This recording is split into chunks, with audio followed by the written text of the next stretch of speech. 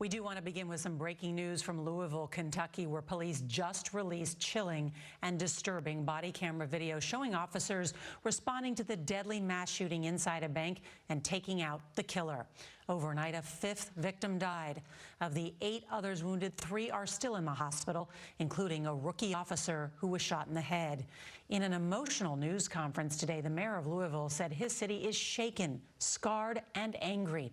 A surgeon spoke of his wariness from treating so many gunshot victims. For the victims inside the bank, a staggering 170 units of blood were used to treat them. And we also learned today that AR-15 style rifle that was used in the attack, like all confiscated guns in Kentucky, will likely be auctioned off to the public, and under current law could eventually end up back on the street. CBS's Roxana Saberi is going to lead us off again tonight from Louisville. Good evening, Roxana.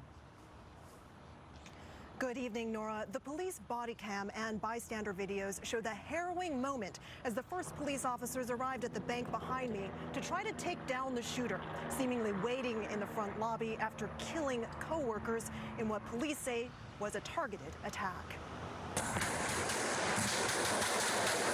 Newly released body cam footage shows officers confronting the gunman as they tried to enter the Louisville bank where he shot and killed co-workers. Just 3 minutes after the first calls came into 911. He immediately shot Officer Nicholas Wilt. Police say Officer Corey Galloway was shot head-on and rolled down the steps. Cell phone video shows Galloway taking cover, trying to find a clear shot, before finally killing the shooter in the front lobby of the bank. He's down! Get the officer! He went towards danger in order to save and preserve life. Police have searched the shooter's home and recovered several items, but are still investigating his motive. We do know that this was targeted. He knew those individuals, of course, because he worked there. The gunman killed 5 of his colleagues: Deanna Eckert, who died overnight, Joshua Barrick, Thomas Elliott, James Tutt, and Juliana Farmer, whose car is still parked outside the bank. And what did she tell you about her job here? That she loved it. She was happy, very happy. In an exclusive interview with CBS News, her kids, Gian and Aaliyah Chambers, said the 45-year-old had just moved to Louisville to help raise her 4 grandkids. For her to drop everything and come to me, it breaks my heart that I can't see my mama no more. Did you ever think that someone you love so much could go in this way? No. Never. Never in a million years. Never.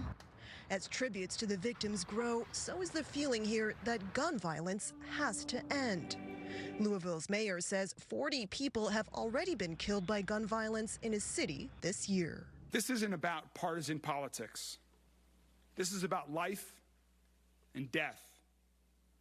This is about preventing tragedies. We've got to stop this gun violence. We just lost an innocent, beautiful soul. Innocent. They've got to do something about these guns. They got to.